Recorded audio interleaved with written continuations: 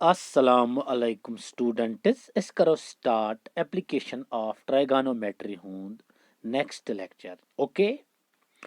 Yath mas karo is question number 15 start. Question number 15 vanan dapan a straight highway leads to the foot of a tower. Dapan ak straight highway chu ak straight wath chu yes straight wath chu ये कोताय गसन ये गसन एकस tower एकस फुटस तामत कोताय ये tower M किस फुटस तामत छी गसन straight highway clear a man standing at the top of the tower दपन यह टावर छु अम किस टॉपस पे अख नफर खड़ा क्लियर अगर यह टावर छु यह हाईवे यह हाईवे ये पे स्टार्ट गसन सपोज यथ पे नफर खड़ा clear stands at the top of a tower observes a car at an angle दपन यह ये पे नजर दिवन अमिस पेवन ये नजर कार कुन कत कुन सपोज यह कार कुन अमिस नजर पेवन ये अमिस नजर पेवन चोवेन पे त्रावन नजर अत कार कुन यस पे नजर त्रव लाइन ऑफ साइट यह गई हॉरिजॉन्टल लाइन यह गो एंगल ऑफ डिप्रेशन क्लियर तिकाज ऑब्जेक्ट बिलो हॉरिजॉन्टल लाइन अम साथ बनावन 30 डिग्री एंगल कोता बनावन 30 डिग्री एंगल बनान मगर तुम पई यह हॉरिजॉन्टल लाइन यप यह गो ट्रांसवर्सल यह पान पैरेलल यह एंगल गो ये बराबर यह गो 30 अल्टरनेट इंटीरियर एंगल्स छा क्लियर किन दपन बनो angle of depression 30 degree clear which is approaching the foot of the tower with a uniform speed. दपन यह कार छ पकन अमि टावर किस फुटस तामत यह टावर छा यह अमिक फुट यन कार करन स्टार्ट यह पकन यह युन पचा वच यह योतन सपोज दपन अमिस लफ्ज युन कोतान यह टावर अमि किस फुटस तामस अमिस युन तो यपर नफरा अख बिचोर सह खड़ा अम त्रो ये नजर ये कार कुन गोडनेथ बनोन यपर गई हॉरिजॉन्टल लाइन बनोन यथ सत 30 डिग्री एंगल बनोन एंगल ऑफ डिप्रेशन मगर अस दोप यह एंगल ये बराबर तिकाज यम alternate interior angles line parallel alternate interior angles बराबर दपन ये 30 डिग्री बनो यो फुट यो पाथ यह कर अप्रोच फुट ऑफ टावर यह फुट ऑफ टावर ये फुट ऑफ टावर मगर यह कार यह पकन यूनिफॉर्म स्पीड सान तो पई a body set to be in uniform speed ये इक्वल डिस्टेंस कर cover equal intervals of time मिसाल अगर सपोज यह थो टाइम यह थो इंटरवल ये पे यह गो यह गो ब्याक यह गो ब्याक यह गो ब्याक थे 3 इंटरवल थे डिस्टेंस इंटरवल 10 मीटर 10 कुछ गाड़ लगान 2 मिनट 10 कर 2 गो ये सात स्पीड यह यूनिफॉर्म स्पीड बिकॉज ये गई cover equal distance in equal intervals of time go a body is said to be in uniform speed if it covers equal distance in equal intervals of time no matter how small these intervals are go uniform speed san pakan yotan cha pakan with uniform speed 6 seconds 6 seconds later the angle of depression of the car is found to be 6 degree ये car पचुन पचा तो पाई अच्छी can के speed आसन एमिक speed सन ये यथ पॉइंटस पे क्लियर छा यह ए पॉइंट यह बी पॉइंटस पे वचा किन यह कार ए पे बीस तान लग अमिस कच अमिस लग 6 सेकंड वातनस कच ए पे बी पॉइंटस तान लग अमिस 6 सेकंड वातनस क्लियर यह पकन यूनिफॉर्म स्पीड सान गो योत तान लग ए पे बीस तान कच सेकंड 6 सेकंड तो टू बी 6 डिग्री मगर ये यथ बी पॉइंटस पे वच ओतान लग अमिस कच 6 सेकंड यपर दपन ये त्रो नफरन बे नजर अम त्रो नजर होतन गाड़ अम कोर बे अम त्रो बे नजर गाड़ वोचम योतन वचा गो ये गई बे नजर यह गई हॉरिजॉन्टल लाइन यह गई एंगल ऑफ क्या डिप्रेशन अम साथ बनो अम 6 डिग्री एंगल कूदा बनो 6 डिग्री एंगल मगर तुम पई यह एंगल गो ये बराबर यम गई अल्टरनेट इंटीरियर एंगल्स क्लियर छा किन बनो 6 डिग्री एंगल अम साथ find the time taken by the car दपन तुम वनु सा अमिस कार कूता टाइम लगे कूता टाइम लगे अमिस to reach the foot of the tower from the point दपन इस पॉइंट अम पॉइंट पे मिसाल अम कोर तत तन कतन यन कार ये पे वच यह योतन वचा अत पे फुट ऑफ दपन तुम वनु सा ये पे ताकि योतान कूता टाइम लगे अमिस वातनस ये पे योतान लगे 6 सेकंड इस वो वुच 6 सेकंड वन वन ये पे अगर ए पॉइंट सपोज थो यह बी यह सी चे वन बी पे सी यस तामत कच सेकंड लगे अमिस कूता टाइम लगे अमिस क्लियर गो अगर फिगर कुन दिमो नजर यह फिगर बन क्लियर ए बी अगर एक्सप्लेन कर बह यह बी पॉइंट्स पे कार क्लियर नफरन त्रो नजर ये पे योतान line of sight horizontal line angle of depression 30 degree clear मगर ये लाइन ये पैरेलल गो ये एंगल गो ये बराबर गई अल्टरनेट इंटीरियर एंगल्स क्लियर गो angle P A B is equal to angle A B D alternate interior angles छा किन वन अम कर गाड़ यह पकान यम नफरन त्रा बिचार नजरा यम बनो 30 डिग्री एंगल अम त्रो ब्या नजर यह वजम योतन तक गाड़ पकान विद यूनिफॉर्म स्पीड ये योतन वज गाड़ अम त्रो बे नजर बिचार लाइन ऑफ साइट यपर गई horizontal line angle of depression यह 60 डिग्री मगर यप लाइन ऑफ साइट यह यप ट्रांसवर्सल यह लाइन ये पैरेलल यह ट्रांसवर्सल यह बराबर गो यह गो 60 डिग्री कुत गो 60 डिग्री वो योतन दपन तुम वन सा ये बी यह सी पॉइंट पे डी एस तम योत तान अ वन कि ये योत पे ताकि योत तान कूता टाइम लगे अमिस वातनस बी पे सी एस तान लगन कस सॉरी 5 सेकंड लगन बी पे सी एस तान नजर कस सेकंड लगन अमिस बी पे सी एस तम अमिस लगन Leaves the foot of the tower, a man standing at the tower, depression 30 degree, uniform speed, 6 seconds later, the angle of depression, 6 seconds, sorry, 6 seconds. Go emichi, B pet CS time lagan cus second, 6 seconds, she was lagan yotan watna share. Clear? C pet DS time shows only emis kuta time like. Okay, third another is either. Height of tower, shot up by AD she, AD, thermos height of tower, clear? Angle of depression at first point that is B. B point is क्या बन angle of depression. Angle of depression means A P A B. So बराबर angle A P D S. So angle of depression so 30 degree छा. At point B that is angle P A B is equal to angle A B D. P A B is equal to angle A B D. ये चुत्र alternate interior angles. यपर angle of depression at second point. Second point is पर ये was CS पे. And so angle of depression A P C is equal to angle ACD. You to share, these are alternate interior angles. याद थो यम दोनों alternate interior angles. Alternate interior angles. Clear? ये angle तो ये angle यपर ये angle तो ये angle away थो मे बराबर छा तिक मे ए बी सी तो बे ए बी डी जरूरत ए सी डी अवे लिख मे बराबर यम alternate interior angles. थो तो नजर वो ये तुलो एक ट्रायंगल वह गोडन तुल बह गोडन तुलन बह A C D in right angle triangle A C D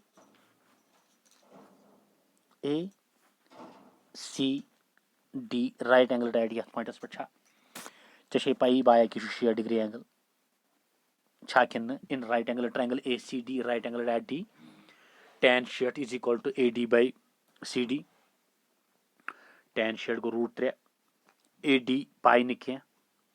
CD तो पाई कह को अगर क्रॉस मल्टीप्लिकेशन करो CD into √3 go CD √3 is equal to AD छा या AD द्रा बराबर √3 CD द्रावा को AD द्रा बराबर √3 CD यलेस ACD राइट एंगल तुल यलेस ACD राइट एंगल तुल यलेस ACD राइट एंगल तुल अस द्रा बराबर AD 3 टाइम्स CD AD द्रा बराबर 3 टाइम्स CD वुच वो को AD द्रा बराबर 3 टाइम्स CD वो तुलो triangle ABD sorry full ABD तुलो यथ 30 डिग्री acute angle in right angle triangle ABD अगर ABD राइट एंगल ट्रायंगल तुलो कि A यह गो B यह गो D यह 90 डिग्री यथ पे 30 डिग्री एंगल छा सो गो in right angle triangle ABD right angle at B right angle D tan 30 गो बराबर परपेंडिकुलर डिवाइडेड बाय बेस गो AD divided by BD clear so गो tan 30 गो 1/√3 AD छन पता क्या BD ते छन पता क्या सो गो इस करो क्रॉस मल्टीप्लिकेशन BD 1 जार गो BD √3 into AD गो BD 1 जार BD by √3 द्राव AD द्रावा तिकाज मे कोर अवे यथ मज ते AD युक वैल्यू तिकाज हो AD यस मज इक्वेशन आस गो एस द्राव AD BD by √3 हपर द्राव AD कत बराबर हपर द्राव AD बराबर 3 CD द्रावा go AD द्राव BD by √3 हपर द्राव AD √3 CD इस करो फर्स्ट इक्वेशन तो सेकंड इक्वेशन कंपेयर छा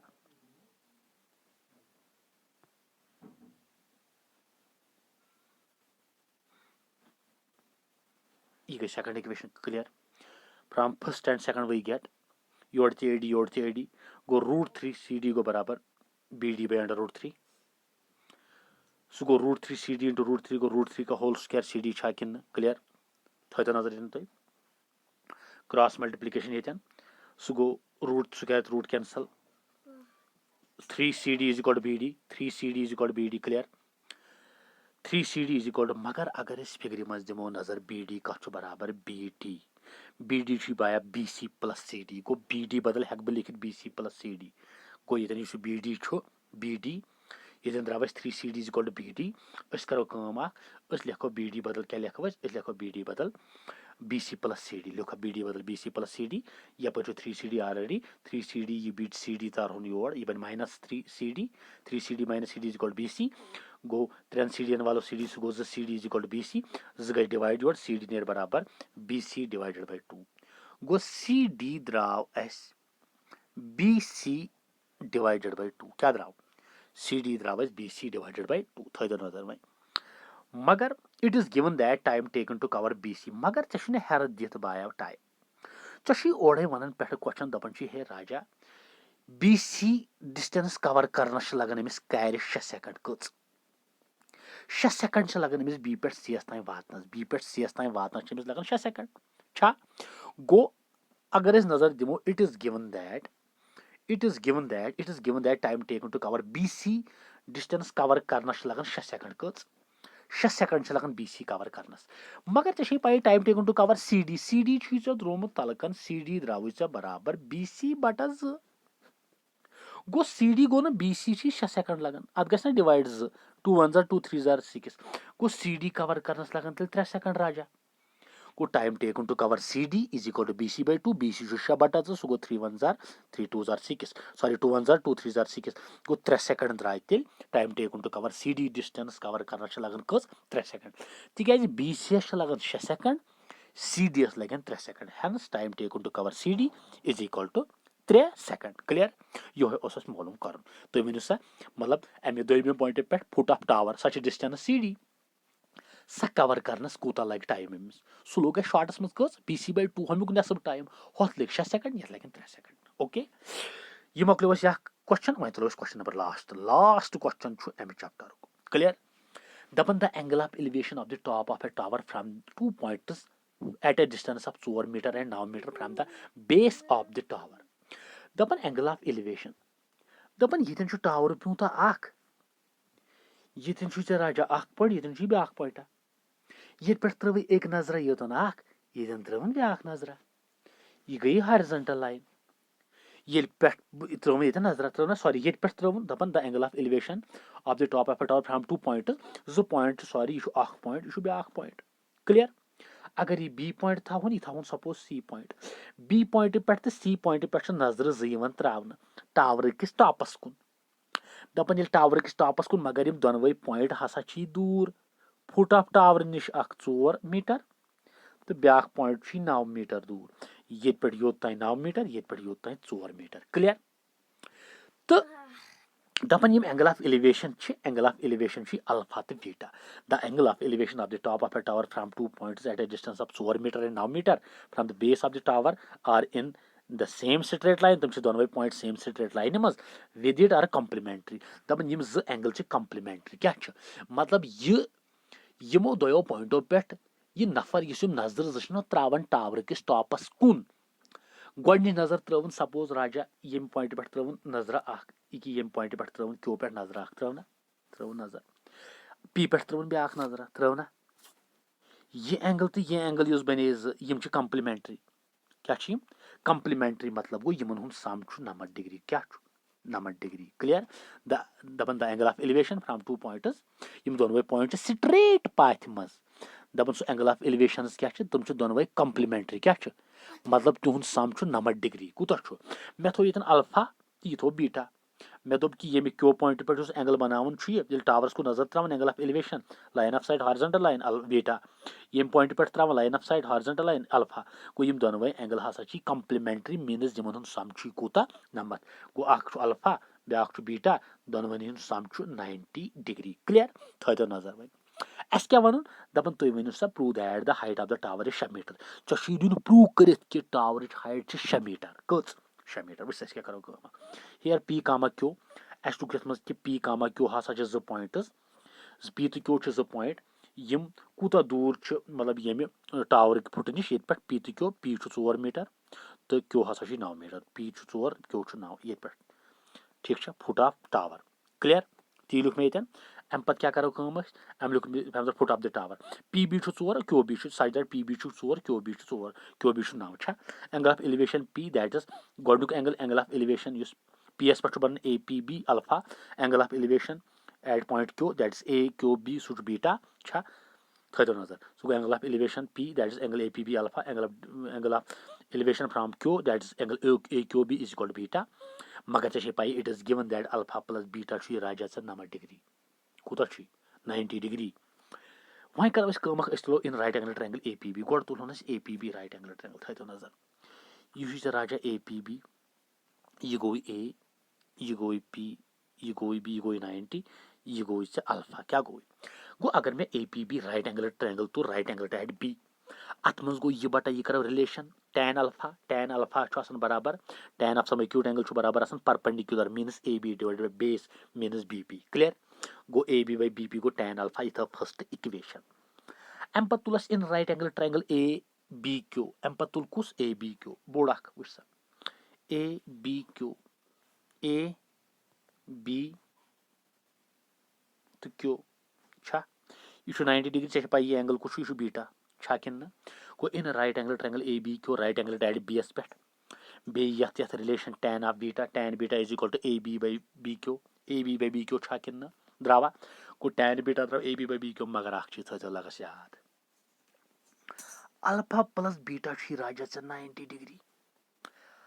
और राजा बीटा गो ना बराबर 90 माइनस अल्फा